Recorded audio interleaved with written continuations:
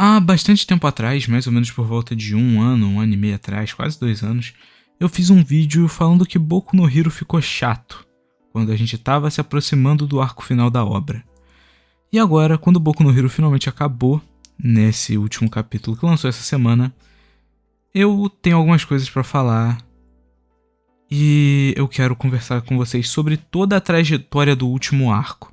Nesse vídeo aqui, eu vou listar os acontecimentos do arco final, a gente vai conversar sobre eles, vou falar sobre algumas observações e algumas análises que eu fiz durante a minha releitura desse arco.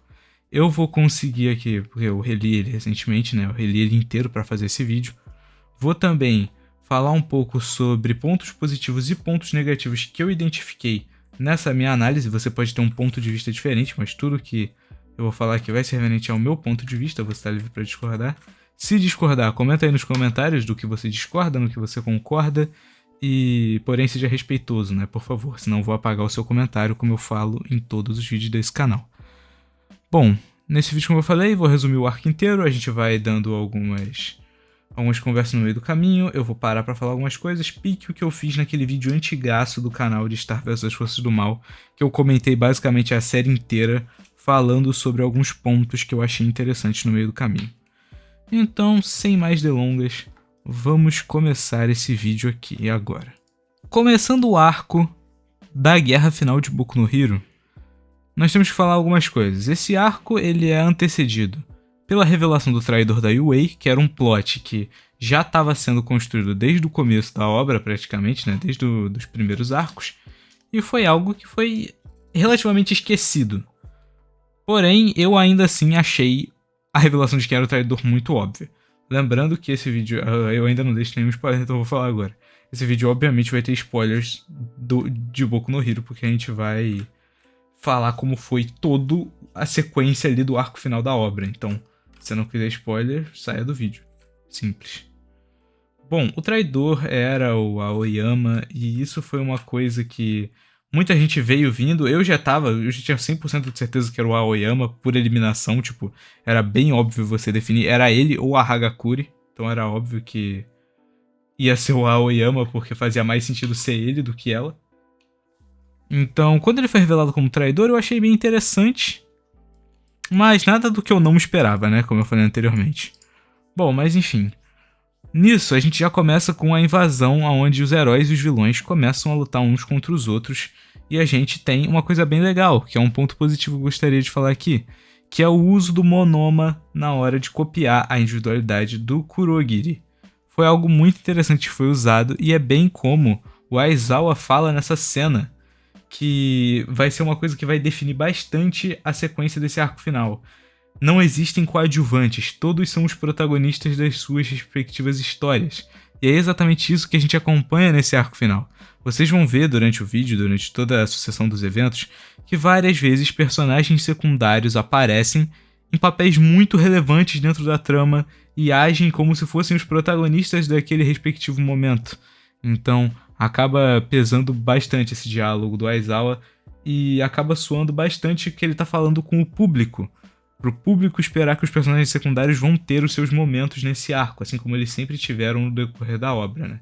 Boku no Hero, na minha opinião, é uma obra que trabalha bastante os personagens secundários de uma maneira ótima, porque a gente tem vários personagens que são ali desenvolvidos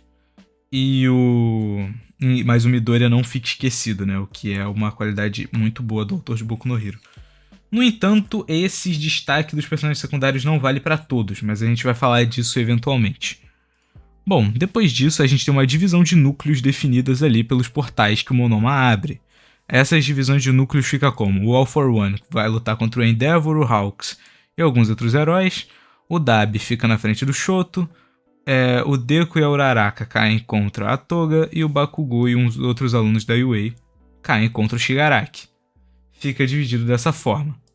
O que acontece aí é uma coisa muito interessante. O Bakugou e os outros alunos da UA vão seguindo lutando contra o Shigaraki. É uma sequência muito boa de luta, já foi até adaptado para o anime.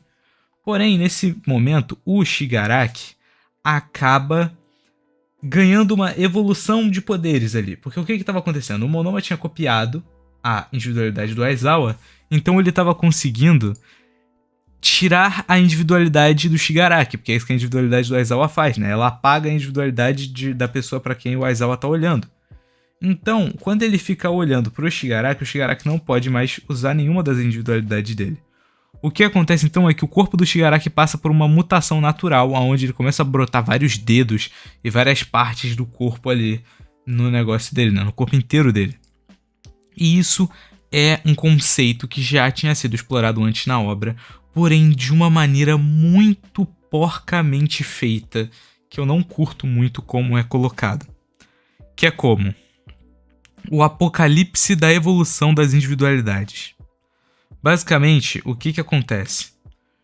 Existe um personagem ali dentro da história, que eu não me recordo o nome agora, mas o que acontece é que esse personagem, ele escreveu um livro com uma hipótese sugerindo que uma coisa que faz bastante sentido.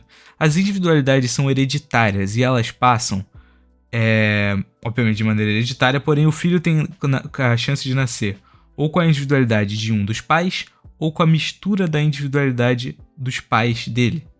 O que isso causa? Causa que, com o passar do tempo, as individualidades vão ficando cada vez mais complexas e cheias de regras e cheias de poderes e cheias de coisas diferentes que cada uma delas pode fazer, o que vai acabar ocasionando em pessoas nascerem com corpos muito deformados e muito mais incontroláveis na hora de usar suas individualidades. E no livro o cara justamente estima que isso ia acontecer a partir da 4ª geração de pessoas com individualidades, e é justamente a 4ª geração que a gente acompanha dentro da história. Então, quando o Shigaraki desenvolve esses dedos e ele explica justamente que é sobre isso, que é sobre a teoria do apocalipse das individualidades, que ele estava desenvolvendo esse corpo porque o corpo dele estava com tanta individualidade que o corpo dele começou a se adaptar sozinho a esse poder e ficar daquela forma, é um conceito muito interessante, mas esse conceito é jogado, tipo, lá atrás, acho que no arco do Sten, eles falam disso por cima, nunca mais tocam no assunto, e só agora com o Shigaraki manifestando essa capacidade do corpo dele, que eles voltam a falar sobre isso. É um conceito muito interessante, muito importante de se trabalhar dentro da história, e que eles já falaram várias vezes que isso ia virar um problema na próxima geração, porque as individualidades da próxima geração iam ficar muito inconsistentes. Então, quando você traz esse conceito agora, sem o devido cuidado, parece só que, tipo, pô, é muito tempo depois, tipo, muitos capítulos depois, mais de 100, quase 200 capítulos depois, se não me engano. Acho que chega a ser mais de 200 capítulos depois. Que você traz esse conceito de volta, tipo, de maneira relevante, né? Porque ele já tinha sido mencionado outras vezes depois, mas ele foi mencionado numa frase solta e mais nada. É uma coisa muito, tipo, muito difícil de digerir, entende? Bom, pulando disso, a gente tem uma outra coisa, que foi... É uma coisa muito válida que eu citei naquele meu outro vídeo, que o Shigaraki e os outros vilões da obra estavam absurdamente muito fortes e, tipo, muito mais fortes do que qualquer outro personagem. Então, por causa disso, era óbvio que os personagens iam vencer no discurso, porque é o único jeito de vencer esses caras. E quando o Shigaraki apareceu e eles apagaram a individualidade dele, eles conseguiram achar um motivo cabível de como vencer o Shigaraki, uma condição de vitória óbvia que eles colocaram. Se o Shigaraki conseguisse se livrar do apagar do Monoma, né, eles perdiam na hora, porque o Shigaraki ia matar todo mundo ali com um único toque. Então, tipo, é uma coisa que acaba ficando bem estabelecida desde o começo, e você entende isso. Se o Monoma para de olhar por o Shigaraki, eles perdem. É simples. Bom, nisso o All for One acaba se encontrando lá com o Hawks e com o Endeavor, e a luta deles começa lá, né? Porém, eu gostaria de citar algumas coisas que eu vou definindo conforme a gente for passando aqui no vídeo. Mas vocês vão perceber, conforme o vídeo for passando, que o All for One é um vilão muito complexo, mas ao mesmo tempo muito...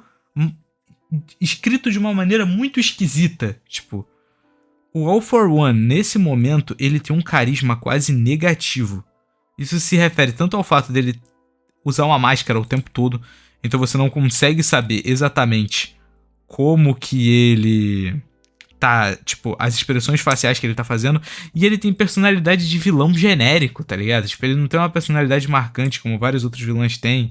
Ele só é aquele cara debochado e risada maligna, vou dominar o mundo. E não sei o que, tipo, absolutamente todos os outros vilões de Boku no Hero até essa altura do campeonato foram mais interessantes do que o All for One em personalidade e carisma. Tipo, todos, sem exceção. Shigaraki, Dabi, Twice, Toga, o Overhaul, principalmente, que na minha opinião é o melhor vilão de Boku no Hero, já tem um vídeo sobre isso. Quero fazer um remake dele, inclusive. Acho que até o Spinner consegue ser mais carismático que o All for One até certo ponto. Então, você tem esse personagem que acaba sendo esse carisma negativo, né? Bom, enquanto isso, a Toga e a Uraraka... Não, a Toga luta contra a Uraraka e a Tsuyu, e o Midoriya foge, né? Pra ir até o Shigaraki pra lutar contra ele. Elas ficam ali lutando, a gente tem novamente aquele revive daquele plot que a Toga e a Uraraka iriam conversar sobre o amor. Guarda esse detalhe que ele vai ser bem importante, porque esse é um dos momentos que mais toma hate dentro dessa obra. Esse hate é um pouco justificável, sim, mas eu já vou chegar nele, ok? Depois a gente fala sobre isso. Nesse momento a gente tem a luta do Dabi e do Shoto, que é simplesmente fantástica. Eu recomendo fortemente que todos vocês leiam ou assistam essa luta, porque ela também já tem no anime. E sinceramente essa luta é maravilhosa, essa primeira luta do Dabi contra o Shoto. Ela é perfeita, os movimentos dos personagens, a coreografia, as habilidades do Shoto sendo usadas de uma maneira que a gente nunca imaginou, com ele alterando a temperatura do gelo e esse tipo de coisa. Então, tipo, cara, ficou muito fantástico, de verdade mesmo, acompanhar essa luta. Além de que a gente tem finalmente a revelação do passado do Dabi, né? A gente já tinha tido, obviamente, antes, mas agora a gente tem a revelação do que aconteceu com o Dabi, né? Ou melhor, com o Toya, depois que ele queimou naquele dia na montanha. E, cara, é um passado que conseguiu construir ainda mais camadas pro Dabi, tipo. É bizarro como o Dabi é um personagem absurdamente bem escrito e bem encaixado dentro do roteiro. Você percebe que todo o plot twist dele e toda a narrativa que ele tem construída foi planejada desde o começo, tipo, foi sempre deixado muito claro com isso. Bom, e aí a gente corta pro começo da invasão do Spinner. O Spinner está junto com uma multidão furiosa indo até um hospital. Esse detalhe é crucial mais pra frente, porque mais pra frente a gente vai acompanhar a invasão do Spinner na íntegra e eu tenho muita coisa pra falar sobre esse ponto específico da narrativa. Então vamos lá. Depois disso a gente tem o All for One lutando contra o Endeavor e os outros personagens ali que estão junto com o Endeavor, né? O Hawks, o Tokoyami, a Jiro. Cara, eles vão lutando e essa cena é um pouco agoniante pra mim. Por quê? Porque o All for One, além como eu já destaquei que ele não é muito carismático, o discurso dele é muito vazio. Tipo, você não sente peso algum no discurso do All for One. Você sente o peso de discursos como o do Overhaul e o do Shigaraki, porque esses discursos fazem sentido e geram até certa identificação com o leitor. Porque os discursos do Overhaul, do Dabi, do Shigaraki são discursos sociais, são discursos que falam sobre a sociedade de certo modo. Eles expõem podres que você consegue se identificar com a sociedade em que vivemos, claro, de uma certa maneira. O All for One só quer dominar o mundo porque ele quer dominar o mundo e ele quer que todas as pessoas existam pra ele e, tipo, ele é muito atrás. Tipo, não que o All for One seja de fato um vilão ruim, porque ele não é. Ele só é muito, extremamente inferior do que absolutamente todos os vilões de Boku no Hero. E isso é muito ruim porque ele é o vilão final. Então você tem a impressão de que, tipo, quer dizer, até essa altura do campeonato ele não era, né? Mas a gente já vai falar disso. Então, tipo, você tem esse personagem que não é o vilão final. Não, você tem esse personagem que é o vilão final, infelizmente ele foi o vilão final, né? Esse personagem que é o vilão final e ele tem um discurso muito inferior a todos os outros vilões da história e você não sente nenhum tipo de empatia ou carisma dele porque ele não tem. E aí eu já vou falar mais depois quando a gente for falar sobre o All for One. O importante é que ele luta contra o Endeavor e aí o Hawks acaba quebrando a máscara do All for One, que era uma das condições de vitória dele. No fim, o Endeavor consegue destruir o All for One com uma cena belíssima que ele queima o All for One e é muito da hora, e tal, e tal, e tal, e tal. Só que nesse momento o All for One revela que ele tinha uma carta na manga guardada, que era justamente uma réplica da individualidade da Eri, que faz sentido no roteiro, se a gente vai falando de roteiro, faz bastante sentido, porque o Shigaraki tinha levado as balas que apagam a individualidade do Overhaul, então era óbvio que eles tinham uma amostra da individualidade da Eri ali. Então falar que aquele médico lá conseguiu replicar a individualidade da Eri para ser usada pelo menos uma vez, faz certo sentido e casa muito bem com o que já tinha sido deixado claro dentro da história, que é que os heróis planejaram uma invasão, mas os vilões também planejaram a resposta, né? Eles já esperavam ser atacados. Então faz sentido que eles já tinham planejado isso e que o All for One tinha também essa réplica da individualidade da Eri para usar caso o corpo dele fosse destruído. Bom, nesse momento a gente tem o Bakugou versus Shigaraki, que é uma cena que não é uma luta muito boa, até porque o Bakugou mal clica nessa luta, né? Ele dá bastante ataques, mas nenhum deles é tão efetivo assim contra o Shigaraki. Até que o Big Tree aparece pra proteger o Bakugou porque ele tava muito ferido. E aí o Aizawa manda o Big Tree se colocar na frente do Bakugou pra proteger ele. E aí você tem o quê? Você tem o Big Tree, né? O Mirio, o Amajiki e a Nejire. E é muito difícil falar do Big Tree em Boku no Hero. Por quê? Porque o Big Tree são 3 personagens, quer dizer, são 2 personagens muito bons. E a Nejire. Porque você tem quem? Você tem o Mirio, que dispensa comentários. Ele é um personagem absurdo de bom. Ele tem todo o background dele ali. Ele no arco do Overhaul, né, da Shira Saikai, foi incrível acompanhar toda a história de superação dele, quando ele perde a individualidade, depois ele recupera. O Amajiki, por outro lado, você acompanha, né, toda a história dele, que ele não conseguia, que ele se achava pior do que as outras pessoas, que ele tinha aquele complexo de inferioridade, mas na verdade ele é o cara... possivelmente o cara mais forte da UA, e que ele só precisava descobrir mais sobre ele mesmo e perder esse medo de agir, né? Mais forte da UA naquela altura do campeonato, que hoje em dia o Midori e o Bakugou ficou todo mundo muito embaçado, né? Mas enfim. No fim, a Nejire foi a única que não teve muito desenvolvimento. Eles jogam uma página e meia de flashback pra ela nesse momento aqui do mangá, mas não cola legal. Não cola legal porque você sabe que o autor fez aquilo ali só pra falar que ele fez alguma coisa pra Nejire. E esse é um ponto negativo que eu vou explorar depois, quando eu for falar realmente no final do vídeo. Eu vou tratar de pontos positivos e pontos negativos da história como um todo.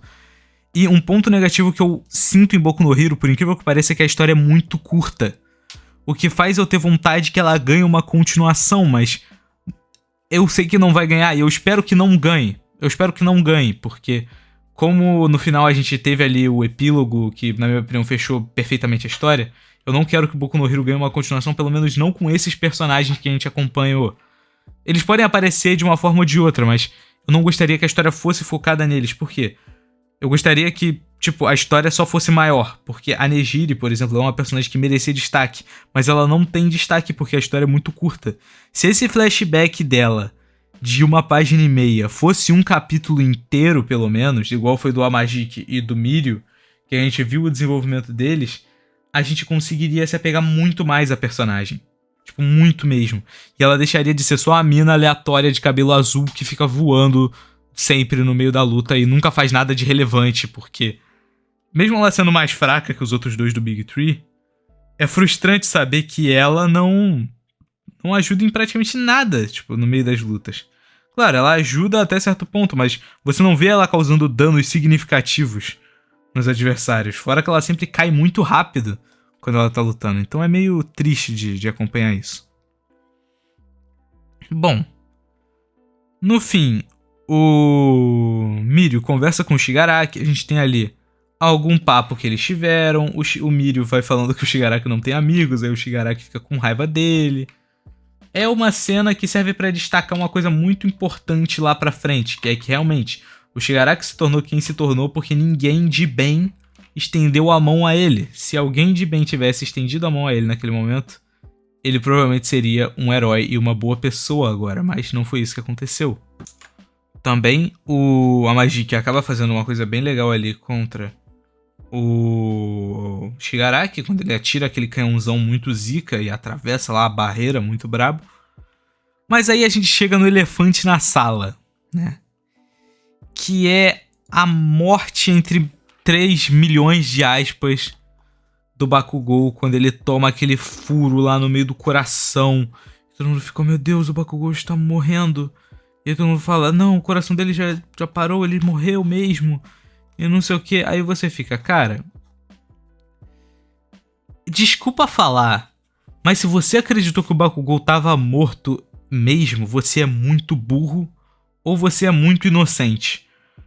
Porque era óbvio que ele não tava morto. Ele é o Bakugou. Tipo, ele é o Bakugou, ele é o... Tipo, não existia nenhuma chance dele estar morto, ainda mais em Boku no Hero. Tipo... Cara, Boku no Hero é cada doideira que já aconteceu nesse mangá. Você tinha o Gran Torino que foi afundado no chão e saiu vivaço, tipo... Nunca que o Bakugou morria aqui. Nunca mesmo. Então, tipo, eu não acreditei em nenhum momento que o Bakugou morria. Então, ele toma esse furo no peito e isso vai ser... Eu vou falar sobre isso daqui a pouco também. Quando a gente for falar sobre consequências na história. Bom, aqui a gente tem esse ponto de virada, que é que a gente tem essa coisa com os vilões agora vencendo. O Dabi se levanta e consegue imitar ali um pouquinho da técnica do Shoto, claro que até um certo ponto, né? Não é algo tão forte assim. E o All For One renasce numa nova forma graças aos poderes da Eri. O que acontece é que o All For One está rejuvenescendo aos poucos, porque o poder da Eri é rebobinar. Tipo, ele não te bota na hora só que você quer. O poder da Eri é ele rebobina até o 0, porque ela não sabe controlar o poder dela. Então o que acontece? Quando o All For One tomou ali aquela droga, ele ficou... Ele começou a rejuvenescer e ele não ia parar de rejuvenescer até ele deixar de existir. E foi isso que ele começou a ficar preocupado, porque ele precisava fazer o quê? Chegar até o Shigaraki para conseguir acender ali no corpo dele e conseguir não morrer, né? Não perder a consciência de vez. Porém, o que acontece? Você tem, nesse momento, o Ed Shot se sacrificando para salvar o Bakugou. Isso é ok? Ok. Retira a consequência da obra? Retira. Porém, se o Ed Shot morre para salvar o Bakugou, é beleza. É tipo, bem beleza mesmo, porque você ainda tá fazendo uma consequência. Pô, é um herói, tipo, é o herói número 4 do mundo. Do mundo não, né? Mas do Japão, que tá se sacrificando para salvar o Bakugou. Tipo, é uma força que eles vão perder na luta, embora o Bakugou também fosse muito forte. É uma coisa que é um ponto bem interessante que é falado várias vezes durante toda a obra de Boku no Hero, que é essa entrega à nova geração, né? A velha geração passando a tocha para a nova geração. Porém, quem é o Ed Shot? Esse é o problema. Quem é o Ed Shot? Eu não sei quem é o Ed Shot. Ele não teve relevância, ele não teve desenvolvimento, porque o autor só não trabalhou ele. Então, ele quer que... Então, quando o Ed Shot entra lá dentro do corpo do Bakugou, e ele morre, teoricamente, no Ed Shot pra salvar o Bakugou, ele quer que você sinta o peso disso. Mas quem é o Ed Shot? A gente não sabia nada sobre o Ed Shot. Eu não sei nada sobre o Ed Shot. Ninguém sabe nada sobre ele. Ele é zero relevante na história. Tipo, até esse momento. Os únicos heróis... Isso é uma coisa que me deixa entristecido de verdade, cara, com Boku no Hero. A falta de trabalho em cima dos heróis profissionais. É certo que a história é sobre os estudantes da UA, mas cadê os heróis profissionais dessa história, cara? A gente só vê o Endeavor, o Hawks, o Best Jeanist e a Mirko no máximo lutando de verdade contra os outros vilões, sendo heróis profissionais, né? Claro, tirando os professores da UA, tô falando dos que não são professores da UA. Então você tem só esse grupinho aqui e tem uma porrada de outros heróis profissionais que não fazem absolutamente nada na história inteira, cara. Isso é muito idiota de se acompanhar, porque você tem... Tá certo que eles mesmo falam, né, que a rapaziada, os alunos da UA são mais fortes do que os heróis do presente quando tinham a idade deles. Então, tipo assim, os alunos da UA estão em outro nível de força. Mas não é motivo pra você não colocar heróis fortes que tinham anos e anos de experiência pra lutar contra possivelmente o maior vilão que já existiu na história desse planeta. E aí o Deadshot morre e você tem que sentir o peso, mas você não sente porque você nem sabe quem é o Deadshot direito, você só sabe que ele existia. Então é tipo, ok, o Deadshot está morto e o Bakugou está vivo. Tá bom, a gente resolve isso depois. Enfim, voltando ao que acontece. O Shigaraki continua varrendo absolutamente qualquer ser vivo que aparece na frente dele. Porém, nesse momento, o Midoriya chega na luta num painel belíssimo, onde ele se arremessa pra cima do Shigaraki. E é nesse momento que o Midoriya vê todo mundo morto, né? Tipo, todos os amigos dele machucados e o Bakugou praticamente morto no chão. E aí ele passa por um momento de raiva, mas ele acaba sendo acalmado pelo Mirio. E ele se prepara pra lutar contra o All for One, que nesse momento havia tomado o corpo do Shigaraki. O objetivo do Shigaraki, quer dizer, o objetivo do Midoriya nessa luta é salvar o Shigaraki. E eu gostaria de falar um pouco sobre isso, porque é um assunto que causa certa polêmica, o Midoriya ter resolvido salvar o Shigaraki. Gente, o Midoriya salvar o Shigaraki não é algo ruim, ok? Isso combina, isso casa com a trama, casa com todo o plot ali dentro da narrativa. E com a própria ideologia do Midoriya e o próprio core da história fala sobre salvar os vilões. Quem ganharia aquilo ali seria quem salvasse as pessoas, não quem matasse. Heróis não matam, entende? Esse é o conceito da coisa. Porém, isso não é convincente. Por que isso não é convincente? Porque o autor não soube trabalhar isso da maneira certa. Porque a partir do ponto onde você vê o Shigaraki matando milhares, possivelmente milhões de pessoas, como se não fosse nada, e você coloca o protagonista pra falar que quer salvar ele, é meio que fazer o seu leitor de idiota, não propositalmente. Mas você tá me falando que é pra eu acreditar, que é pra eu levar na boa, que esse cara aqui, que trucidou milhões, é um cara que merece ser salvo? Tipo, eu entendo o passado do Shigaraki, eu sei tudo que ele sofreu e eu gosto muito do personagem, mas o Shigaraki era um cara com um ideal inabalável. Tipo, ele não ia, era impossível salvar o Shigaraki. No final ele foi salvo, mas não porque o Midoriya o salvou, ele foi salvo por outro motivo, que eu vou falar quando eu chegar naquela cena, mas era completamente impossível fazer isso, tipo. E ficar batendo nessa tecla o tempo todo acabou irritando muita gente, até uma rapaziada que dropou o mangá quando viu que o mangá ia por esse caminho, que o Midoriya ia tentar salvar o Shigaraki ao invés de matar ele. Mas enfim. Após isso, a gente tem o Midoriya ali lutando contra o All for One, né, que tava dentro do corpo do Shigaraki. E o Shigaraki, quer dizer, o All for One, né, acaba apanhando bastante pro Midoriya nessa parte. Porém, ele fala que ele ainda tem uma chance de vitória. O Kurogiri estava preso dentro de um hospital. Hospital esse que é pra onde o Spinner estava marchando junto com a sua legião de revolta, né? E é nesse momento que a gente tem um dos plots mais jogados desse mangá que eu já vi. Que é justamente o plot sobre o racismo contra as pessoas que têm individualidades mutantes. Não mutantes igual às outras. Mutantes que eu digo de causar mutações no corpo, né? Porque individualidade mutante é outra coisa. Eu escolhi mal as palavras. Porém, isso é uma das coisas que é mais mal feita. E isso me entristece muito, porque isso tinha potencial pra ser, tipo, facilmente 1, 2, se não o melhor plot de Boku no Hero. Porque, vamos lá, o que acontece? O Spinner está marchando com uma legião furiosa.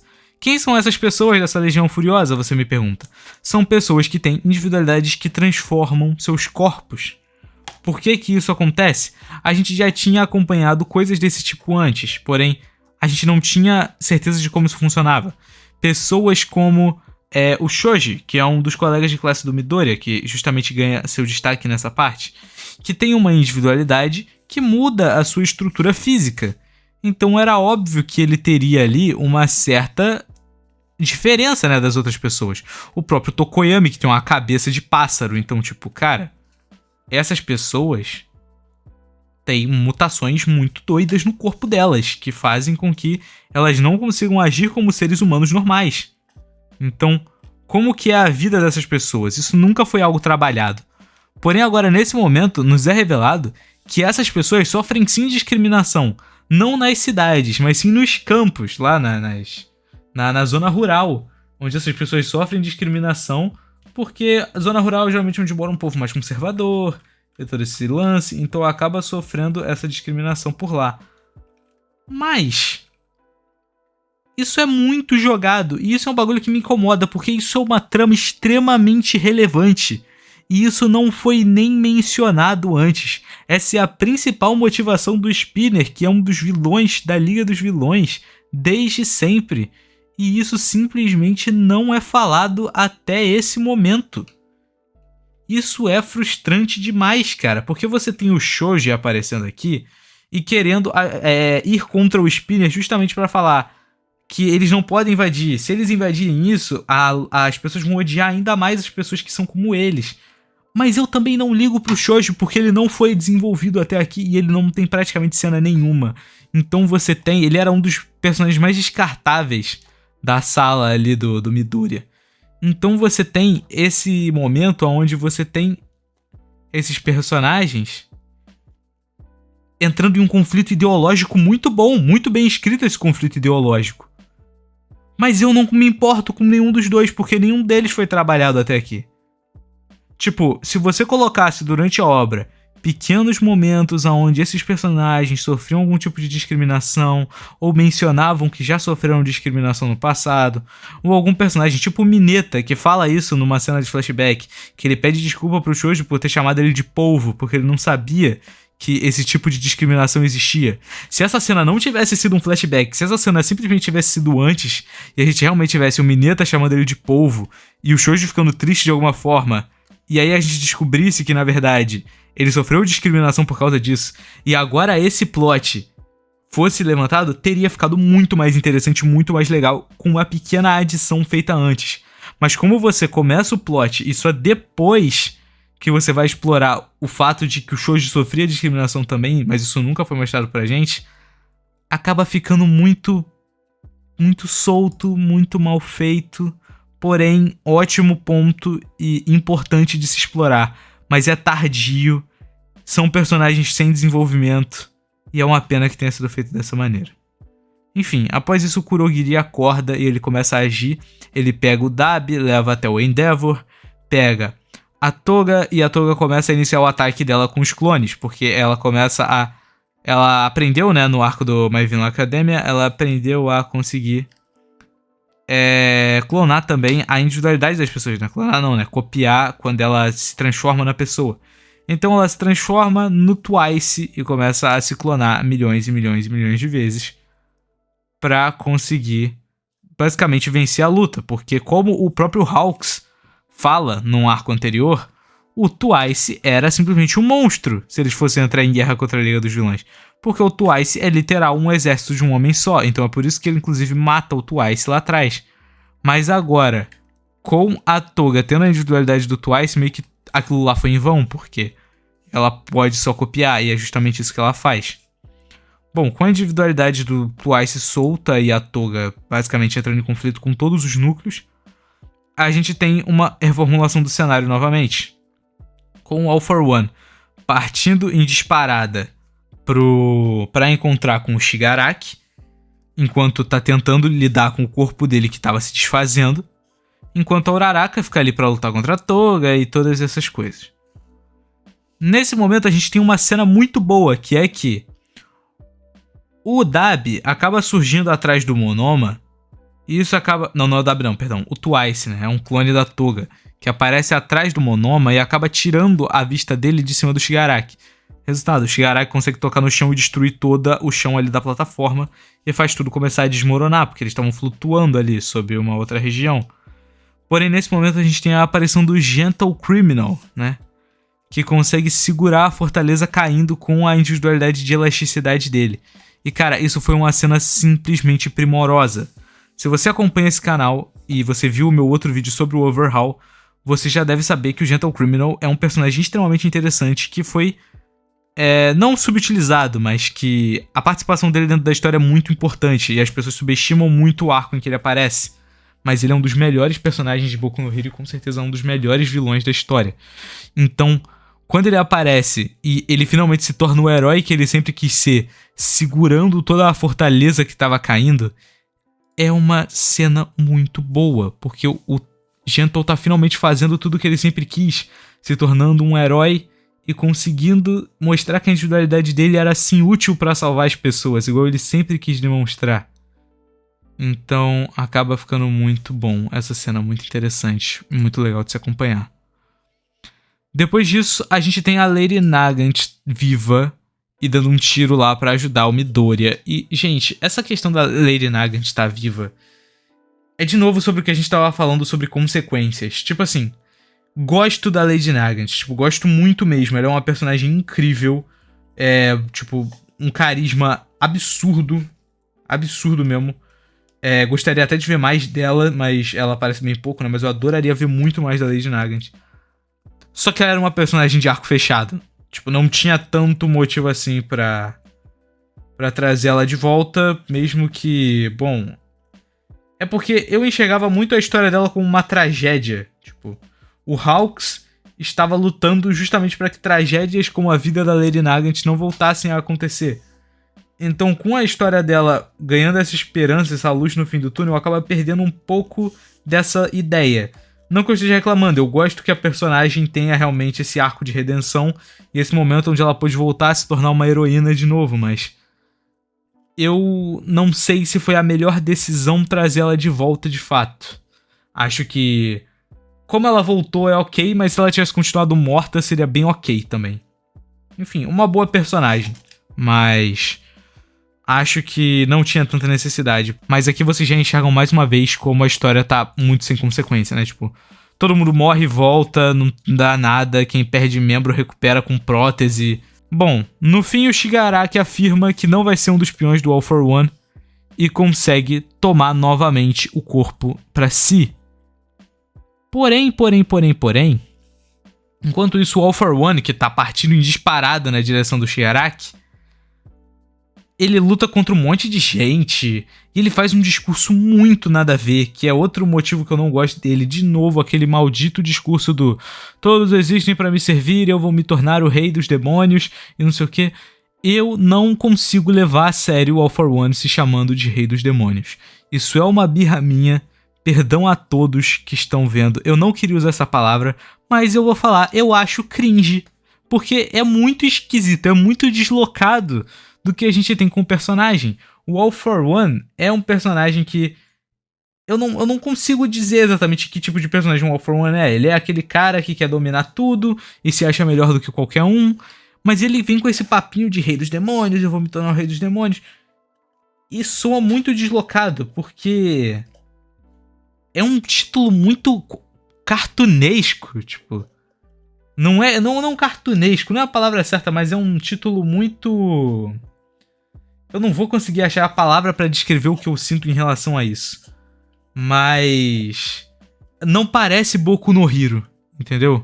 Existir um negócio de rei dos demônios. Tá certo que é algo muito cultural do Japão, né? O rei demônio e essas coisas, mas... assim, não é algo que eu engulo com facilidade o All for One ficar se chamando o tempo inteiro de rei dos demônios. Bom, após isso, a gente tem os outros personagens ali da obra que vão tentar derrotar o Gigantomachia antes que ele acordasse e destruísse tudo, porque o Gigantomachia era basicamente invencível, né? Foi um sufoco pra parar ele na outra guerra, eles conseguiram, tipo, por muito pouco, mas custou a vida da Midnight. Então agora, quando eles foram parar de fato o Maquia, usando o Shinsu, que é um personagem que foi muito subutilizado, mas ele volta nesse arco final e ele brilha muito. Porém, cara, eu gostei muito, é um ponto muito positivo na minha opinião, o autor ter realmente lembrado da existência e da importância do Maquia. Porque se o autor só não tivesse trabalhado o Maquia, teria ficado muito ruim, porque ele era um personagem que tinha muito peso, então faz sentido que o autor coloque ele aqui nesse meio, justamente pra gente ver ele sendo parado e a gente entender, ok, o Maquia não foi lá ajudar porque ele foi parado aqui. eles conseguiram parar ele. Então, tipo, é muito interessante. Fora que eles nem chegam a parar de fato, né? Eles conseguem controlar ali o Maki até certo ponto por causa da individualidade do Shinsu de controlar as pessoas. Então, acaba ficando muito bom esse momento. Super ponto positivo pra obra e pro autor. Nesse momento, o Dabi tá lá com o Endeavor, né? Quase estourando ele no fogo. E a gente descobre que o Dabi tinha no máximo uns 10 minutos de vida antes de se autodestruir, porque o calor no corpo dele estava se elevando muito. Então o Ida resolve levar o Shoto até o Dabi, numa cena belíssima. O Ida é um personagem muito legal, ele foi muito mal utilizado, né? Porque eu acho que ele não fez tanto sucesso assim, né? Com o público, mas... Bom, ele acabou não ganhando tanto destaque, mas ele é GOAT demais. Ida muito zica. Bom, ele leva o Shoto até o Dabi, e nesse momento a gente vê o All Might se colocando frente a frente contra o All for One, pra conseguir atrasar ele. Após isso a gente tem o quê? Família Todoroki versus Dabi. E aqui a gente tá já nas lutas endgame da obra, tá? Então vamos prestar atenção aqui vai ser já a parte final. A gente tem Família Todoroki versus Dabi. Essa luta é absurda de boa. Tipo, é uma luta curta, onde a família Todoroki só aparece ali e tenta conter o Dabi antes que ele se explodisse completamente e virasse nada, além do corpo dele, e ele varresse uma área considerável na explosão.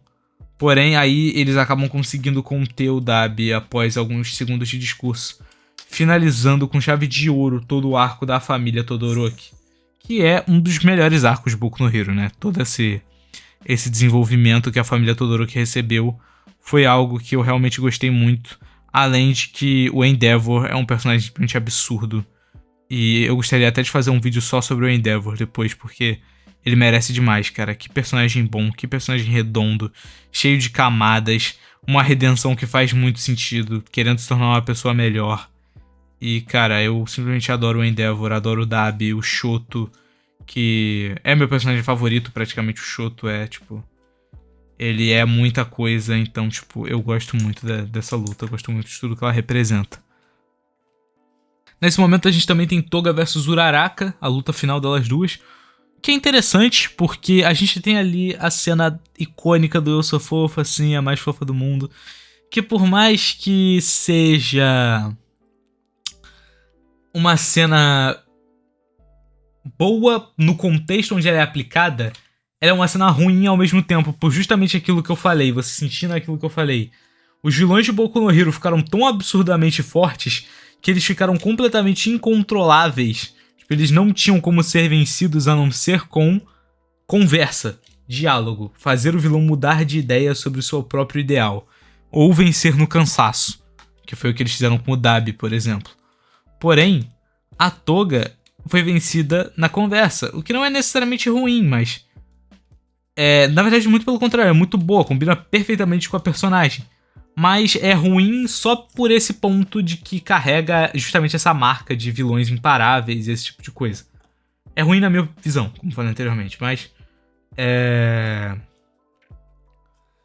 Esse ponto é que a Toga é uma personagem que foi muito bem estabelecida, muito bem desenvolvida. Ela é uma personagem que a gente vê aprendendo como a sociedade funciona aos poucos durante a história. Então você tem ali bastante coisa sobre ela e a gente finalmente descobre num flashback um simbolismo que eu acho simplesmente genial do porquê a Toga não tem nome de vilã, né? Ela é a Himiko Toga, ela não usa nenhum nome de vilã como Mr. Compress, Spinner, Dabi ou esse tipo de coisa. A Himiko Toga usa o nome dela. E por que ela usa o nome dela? Porque ela sente que com a Liga dos Vilões ela consegue ser ela mesma sem nenhum problema. Então ela não quer ser ninguém além de Himiko Toga. Cara, isso é um simbolismo simplesmente genial pra personagem e sobre tudo que ela apresentou como elemento dela na história. Então, tipo, quando ela é derrotada pela Uraraka apenas com o uso de palavras, você sente que aquilo ali foi um pouco artificial por causa disso que eu falei, mas você consegue sentir que, ao mesmo tempo do que eu disse, se tivesse só sido um pouquinho mais bem feito, você sentiria perfeitamente que aquilo ali foi uma finalização digna, de verdade, da personagem. E aí nós temos All Might vs All for One. É uma parte bem poética da coisa, porque tem toda aquela questão sobre você passar ali a tocha da geração, mas os mais velhos também aprendem com os mais novos. E o All Might bota isso na prática usando poderes dos seus alunos na hora de lutar contra o All for One. Muita gente ficou meio receosa com isso, porque o All Might ia passar por outra luta contra o All for One e não ia morrer de novo, e ele realmente não morreu de novo. Falta de consequência dentro da história. Porém, o que acontece é que All Might, tendo esse momento ali de luta contra o All for One, vocês têm sempre que colocar na balança que o All for One estava fragilizado mentalmente e fisicamente. O corpo dele estava rebobinando até o de uma criança.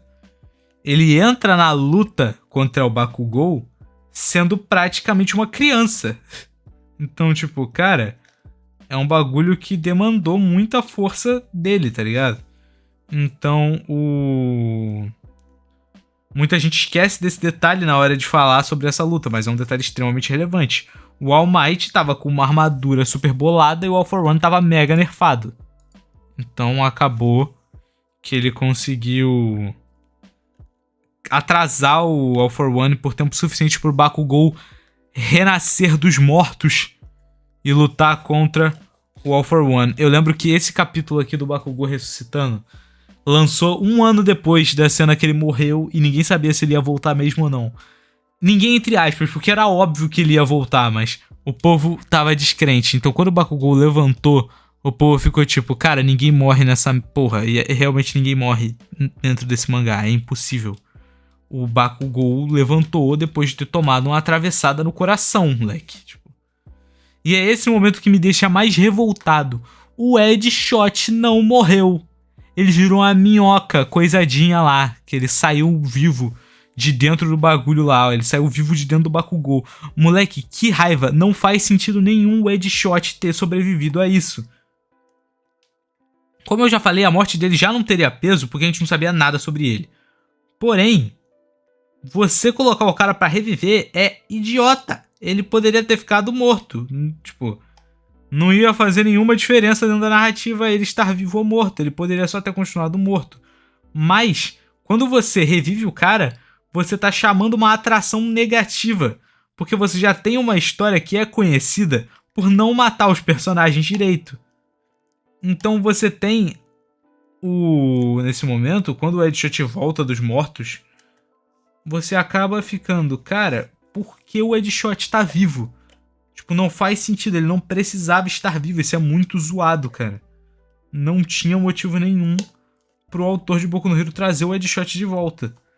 E ainda mais, depois disso a gente tem a luta do Bakugou contra o All for One, que é uma luta belíssima, tipo, talvez uma das minhas favoritas de toda a obra, só atrás de Todoroki versus Shoto e a família versus o Dabi. Mas, nesse momento a gente tem o flashback do All for One, onde a gente conhece o passado dele e todos os negócios dele. A gente tem nesse momento uma tentativa meio estranha de explicar como individualidades surgiram.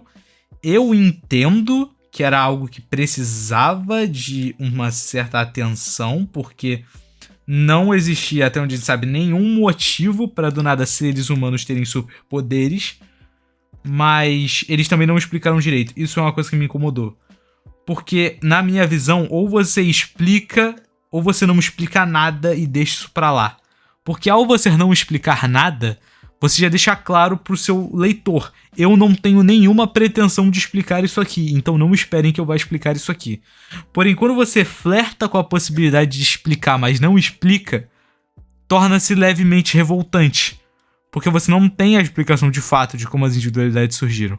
Você tem ali deixado um pouco claro que o All for One e o One for All, não o All for One e o One for All, mas o All for One em si, né? O One for All surgiu depois. É a primeira individualidade que surgiu na história. Faz sentido isso existir, né? Ele ter nascido com essa propriedade especial. E isso foi um retcon, porque até aqui a gente achava que a primeira individualidade tinha sido o bebê que brilha, mas não foi. Foi o All for One, provavelmente, pelo que a gente entendeu desse momento, né? Mas assim, Eu acho que esse passado cai numa coisa muito específica que é basicamente o... Faz sentido, mas é mal explicado, então não entendi nada, basicamente. Eu acho que merecia mais atenção. Novamente, se a obra fosse um pouquinho maior, poderia ter sido dado mais atenção para esse tópico. E é nesse momento que a gente tem a revelação de que o All For One só é um capetinha desde que ele era uma criança. E, assim, novamente ele ganha mais uma vez o título de vilão mais vazio de Boku no Hero, porque todos os outros vilões de Boku no Hero falam sobre a sociedade de alguma forma, criticam a sociedade. Shigaraki critica a sociedade sobre o abandono que certas pessoas sofrem. Dabi, problemas familiares. Toga não conseguiu ser ela mesma, quiseram normalizar ela, né? De certa forma, como ela mesma falou. Claro que ela sofria com algo que era um transtorno, né, basicamente, mas não era culpa dela, e ao invés das pessoas resolverem tratá-la, resolverem isolá-la da sociedade. O próprio Overhaul, que queria consertar o mundo na visão dele, embora na verdade ele só quisesse dominar o mundo até certo ponto. O All For One não tem nada disso, ele só quer dominar o mundo porque ele quer dominar o mundo, porque ele nasceu assim e ele é o mal encarnado e foda-se, tipo, não tem mais nada sobre o personagem, é só isso que a gente tem sobre ele. O que é um pouco triste, porque ele é um personagem com muito potencial, mas ele não explora absolutamente nada disso. E aí é que entra o meu maior problema. Bakugou não mata o All For One. E isso é muito ruim. Por quê? Porque o Bakugou tinha tudo pra matar o All For One. O Bakugou era o único dos protagonistas da UA que ainda não tinha tido um adversário definido nessa altura da trama. Então já deixava em aberto que ele poderia ser o cara que ia finalizar o All For One de uma vez por todas. Eles tinham a desculpa perfeita porque o All For One estava nerfado, então não teria sido forçado se o Bakugou vencesse dele sozinho. O Bakugou tinha despertado a individualidade, então ele estava muito mais forte do que as outras pessoas. O All For One estava desesperado para conseguir chegar no corpo do Shigaraki, então ele não estava lutando direito. E ainda mais o paralelo que o All For One estava enxergando no Bakugou, o Kudou, né, que é o segundo usuário do One For All. Então quando ele via ele, ele ficava, carai, é esse maluco aqui que tirou tudo de mim, eu tenho que matar esse maluco. E aí, nessa luta deles, fazia muito sentido o All For One ser morto justamente pelo cara que ele acredita que tirou tudo da vida dele. Mas não foi isso que aconteceu. Bakugou pode até ter destruído o corpo do All For One, mas ele saiu vivo. Porque ele possuiu o corpo do Shigaraki. E aí é que tá o grande erro desse final dessa trama. Tomura Shigaraki. Personagem cheio de camadas. Personagem que a gente conhece, a gente acompanhou a trajetória dele. Desde quando ele era só um vilão medíocre do começo da primeira temporada, até se tornar esse vilão completamente absurdo que a gente tem hoje em dia. Transbordando carisma, transbordando personalidade, transbordando cenas incríveis e icônicas, e sendo um dos vilões mais bem escritos da nova geração dos mangás. Tudo isso destruído em um único capítulo, onde nos é revelado que toda a vida do Shigaraki desde o nascimento dele foi planejada pelo All For One para ele se tornar o receptáculo perfeito.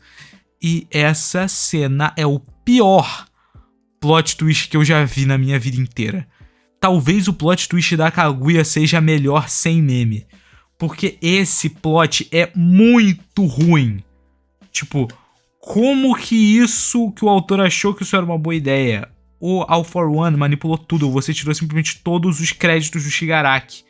Isso tudo sendo feito porque o All For One precisava ser o vilão final na cabeça do autor, e não o Shigaraki. Então quando ele fez isso, ele simplesmente destruiu o Shigaraki como vilão final pra tentar upar o All For One. Não deu certo. O Shigaraki virou um personagem meio bunda com esse plot twist dele, e o All For One continuou sendo o personagem de bosta que ele sempre foi. Não serviu pra absolutamente nada. Você só piorou a trama fazendo isso.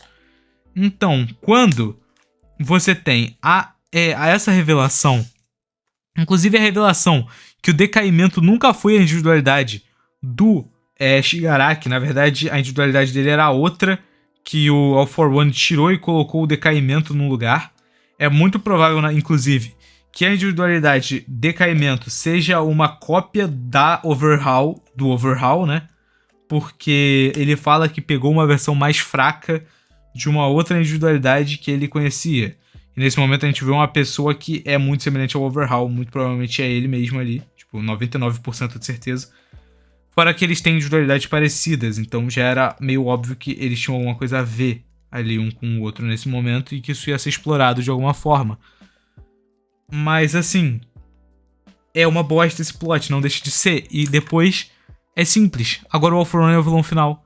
Bom, porque aí depois o que acontece? Tá lá o All for One e o Midoriya. O Midoriya começa a iniciar ali o conflito com o All for One, e quando o Midoriya é expulso ali de dentro da consciência do Shigaraki, que ele tava ali dentro, né? A gente é revelado com o Midoriya sem braços. Aí todo mundo fica, oh meu Deus, o Midoriya está sem braços e não sei o que. Mas pelo amor de Deus, gente, até essa altura do campeonato, vocês acham que ia ter alguma consequência? No, tipo, dá nem meio capítulo e o Midoriya já recuperou os braços por causa dos poderes da Eri.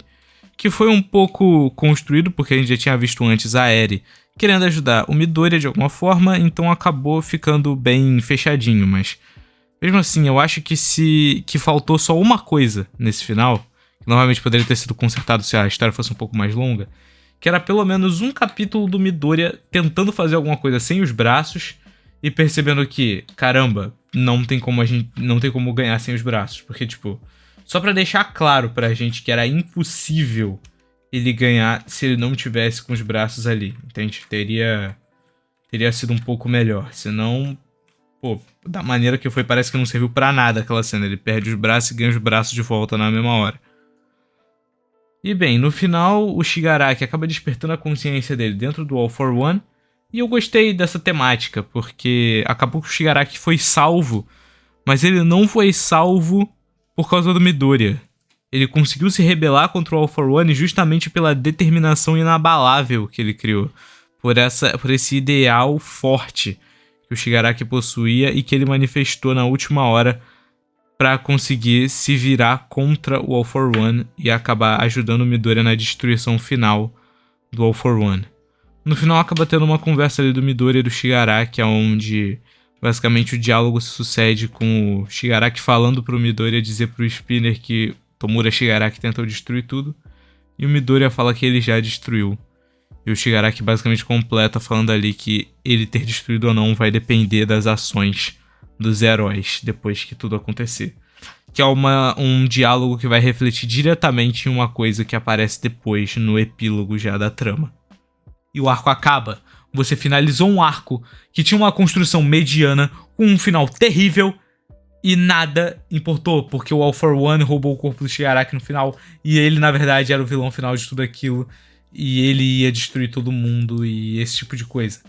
É imperdoável, na minha visão. Tipo, é algo que eu simplesmente não consigo levar isso a sério. Porque o Shigaraki era um personagem construído, era um personagem com motivações, carisma, e tudo muito bem feito pra simplesmente ser sacrificado da forma que foi. E eu simplesmente odeio o plot final do All for One e do Shigaraki. É muito ruim.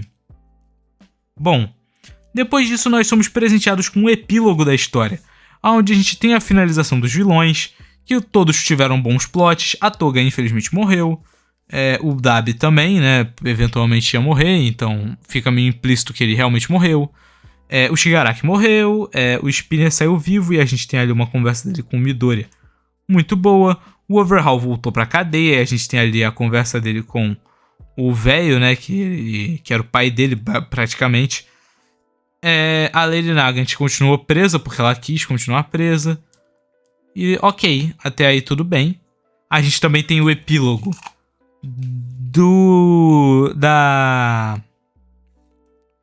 de alguns outros plots menores ali, como o Shinsu entrando oficialmente pra classe A e esse tipo de coisa.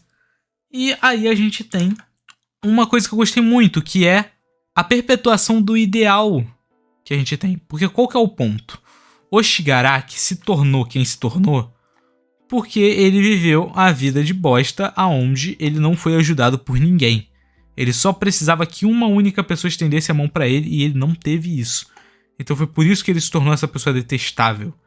Mas, quando nesse momento do final a gente acompanha a história de uma criança que estava sofrendo basicamente a mesma coisa que o Shigaraki sofreu antigamente, vagando aleatoriamente pela rua, procurando algum tipo de ajuda e ninguém para ajudar. Mas dessa vez, com essa criança que estava perambulando, alguém estendeu a mão e ajudou essa criança.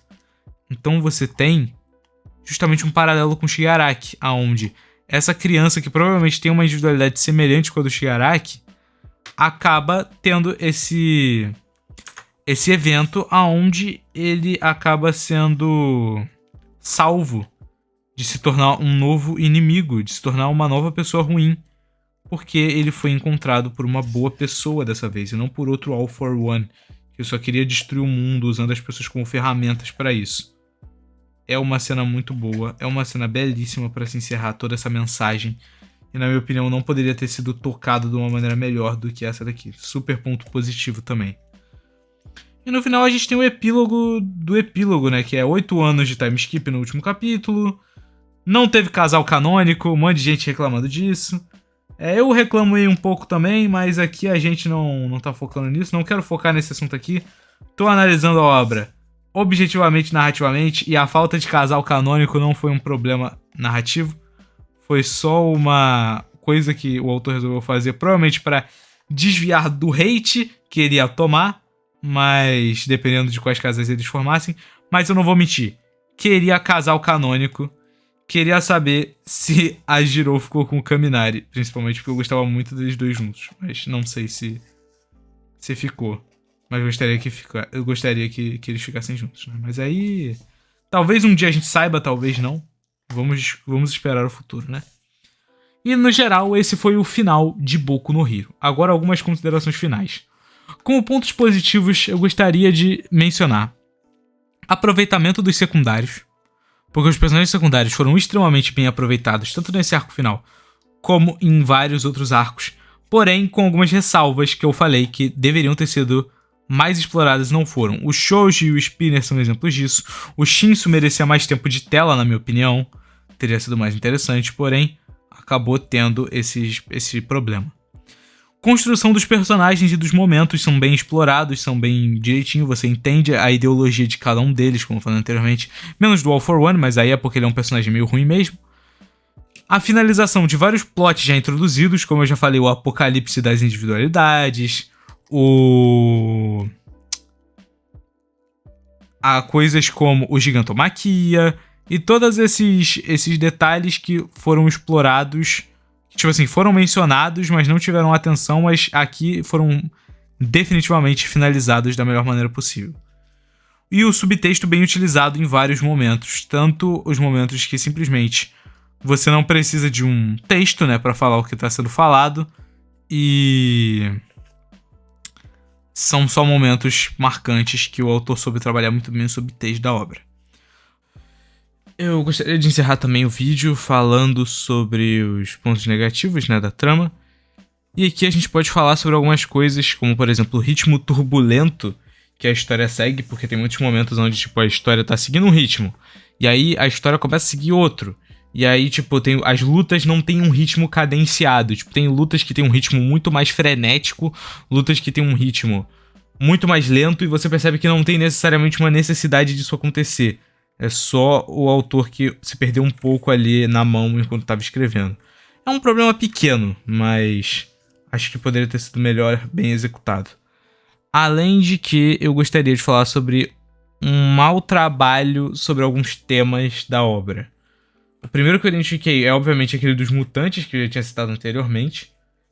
Eu também gostaria de falar sobre dos problemas que tem sociais envolvendo as individualidades de algumas pessoas, como por exemplo a do Shinsu, a do Sten e a do Gentle Criminal, que é um pouco falado, mas é deixado um pouco de lado dentro da história, que é basicamente o quê?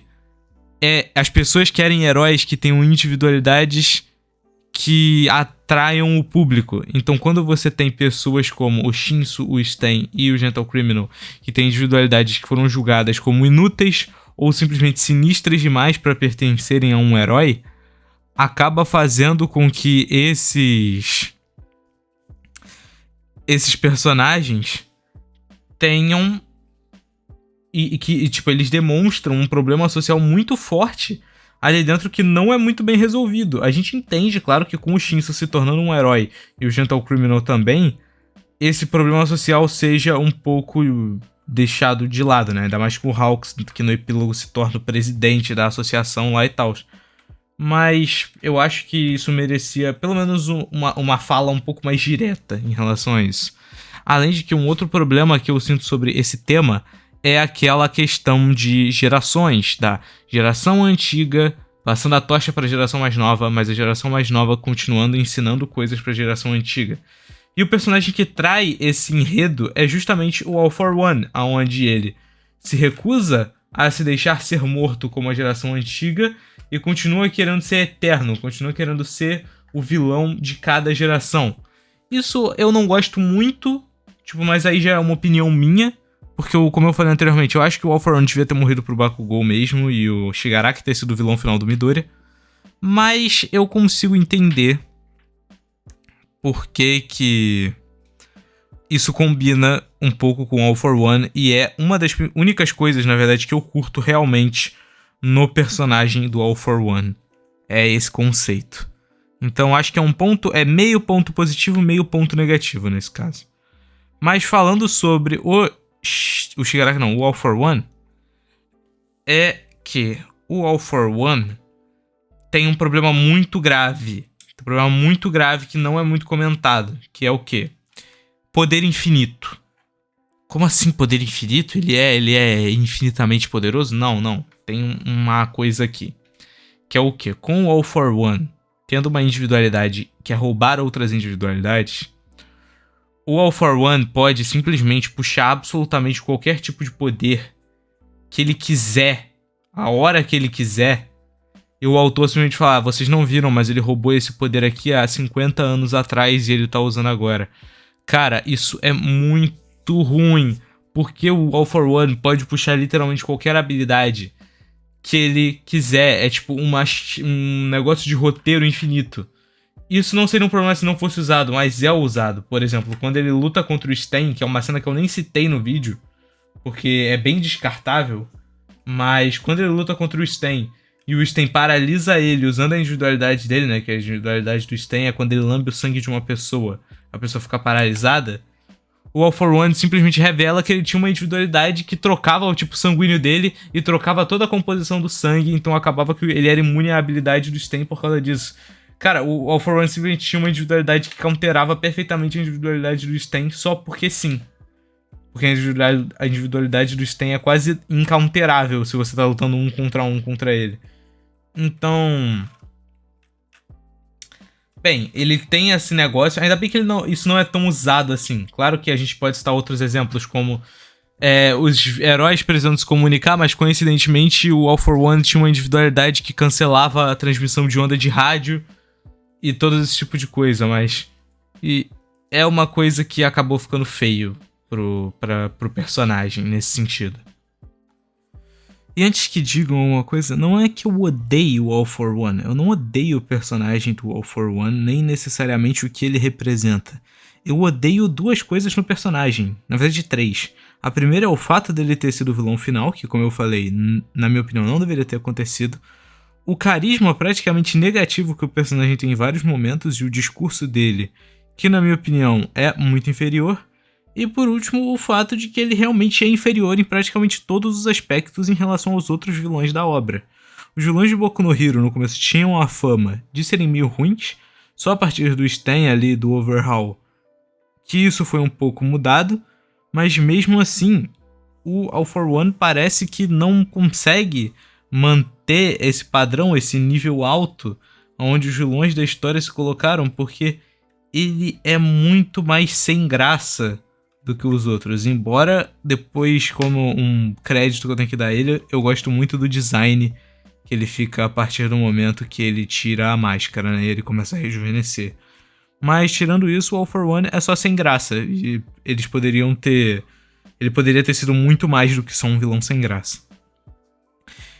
E eu gostaria de encerrar esse vídeo falando uma coisa que é o grande elefante na sala quando a gente se fala de final de Boku no Hero. que é o que todos os youtubers e os influencers e as pessoas do Twitter reclamam sobre o final de Boku no Hero. Cadê as consequências? Cadê as consequências das ações? Tá, gente, vamos falar um pouco sobre isso aqui. Consequências. Em uma história, é tudo sobre algo pra gerar, pra mover, né? Pra mover a engrenagem, é o que move a engrenagem da narrativa. Porém, a gente tem que colocar aqui algumas coisas na balança. Morte de personagem é uma consequência? Sim, é uma consequência útil pra trama, mas não é a única forma de você fazer uma consequência. É possível sim você fazer uma história onde quase ninguém morre e a história continua boa. A falta de mortes em Boku no Hero não é nem nunca vai ser um problema. Tipo, você pode construir uma boa narrativa sem mortes.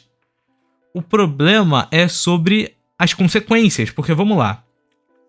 Se o Deadshot simplesmente tivesse entrado dentro do corpo do Bakugou e falado: eu vou tentar consertar o corpo dele aí enquanto isso vocês fazem alguma coisa, e ele não tivesse falado: eu vou me sacrificar para consertar o corpo do Bakugou, teria sido muito mais, não teria tido hate nenhum na ressurreição do Deadshot. Porque o autor teria deixado claro que esse cara aqui não vai morrer se ele fizer isso, entende? Então, o erro de Boku no Hero não é necessariamente a falta de consequências, é o fato dele impor que essa ação terá consequências e as ações não têm consequências de fato. Esse é que é o problema de verdade. O Midoriya perder os braços, como eu falei, e recuperar os braços, não necessariamente é uma questão de falta de consequência. É uma questão que o autor já tinha colocado antes e as coisas só seguem rápido demais, como eu falei novamente sobre aquela questão do ritmo turbulento. A mesma coisa quando a gente fala sobre alguns personagens que tem arcos onde eles recomeçam, como por exemplo a própria Lady Nagant, que eu citei anteriormente, que volta e não precisava voltar, e isso acaba tirando um pouco do peso da cena dela. Ou o próprio All Might, que mesmo estando bem detonado, foi pra cima do All For One usando aquela armadura e não morreu. E aí a gente é revelado, né, que a previsão do Night Eye foi mudada e etc, mas e que isso já era um conceito que a gente já tinha antes.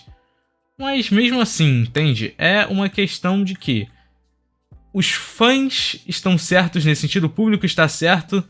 Existe sim uma falta de consequência dentro de Boku no Hero, mas esse não é nem de longe o maior problema que a gente tem aqui. Tipo, a gente tem sim falta de consequência, mas existem muitos outros pontos onde a gente pode ver críticas e coisas negativas nessa história. Eu acho que vocês estão batendo na coisa errada. A história de Boku no Hero tem muitos outros problemas. A gente tem o próprio core da história sendo traído várias vezes. Todo o plot do All For One e do Shigaraki, retirando toda a construção do personagem do Shigaraki. A origem das individualidades completamente mal explicada, dando um retcon absurdo sobre a revelação da primeira individualidade. Embora faça sentido, foi um retcon mal explicado. E todas essas coisas fazem com que no final tenham muitos defeitos, muito maiores do que a falta de consequência na minha visão. Então, como veredito sobre o final de Boku no Hero, eu dou um 5,5 de 10. É um final mais ou menos, como eu falei, é um final bem medíocre na verdade, mas o que mais me incomodou é que o arco final não é tão ruim assim. Tipo, o arco final não é tão ruim, ele consegue seguir ali uma certa linha cronológica que faz um certo sentido e você consegue acompanhar os eventos de maneira bem direta e bem estruturado. Mas quando você chega naqueles últimos capítulos de luta contra o Midori e contra o Shigaraki, você tem uma ladeira muito alta que você cai. E, tipo, dava pra ter finalizado de uma maneira muito mais... com muito mais clareza e de maneira muito mais coesa. E eu acho que é isso que me deixa tão triste em Boku no Hero. Não é uma história ruim, é uma história que eu aconselho você a consumir, mas é uma história que não atinge todo o seu potencial. E isso me deixa chateado, porque era uma história com potencial para ser uma das maiores e melhores que já existiram. Mas, infelizmente, não atingiu nada do que a história poderia oferecer. Enfim, deixa aí nos comentários o que você acha, se você concorda, se você discorda do que eu falei aqui. Deixa aí nos comentários também se vocês vão querer o vídeo sobre o Overhaul. Eu fico por aqui agora. Deixa o like, se inscreve. Até o próximo vídeo. E falou.